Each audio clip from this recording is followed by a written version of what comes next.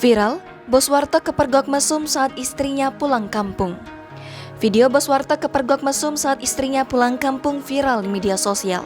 Ia mengaku telah melakukan ruda paksa kepada anak buahnya. Video viral itu diunggah oleh akun Instagram @andreli, Rabu 9 Februari 2022. Dalam unggahan video itu memperlihatkan bos warteg tengah diadili oleh warga dan karyawan lainnya. Tampak ia duduk di pojok warung sambil dicaci maki dan dipukul oleh seorang pria yang diduga bapak dari korban.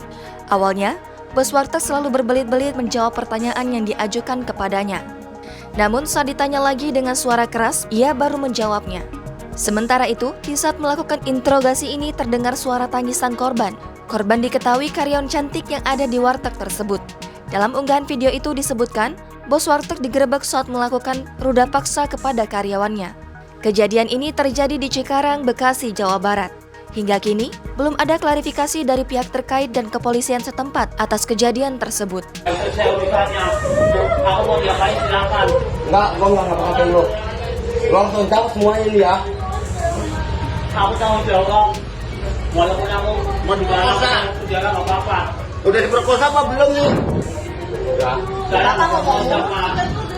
Udah ngomongnya kan, kita tinggal dihitung aja sih. Udah sekarang jujur aja. Jujur. Iya. Udah berapa kali nih? Baru sekali tadi pagi. Udah kan ngakuin. Jangan lupa subscribe, share, komen, dan like ya.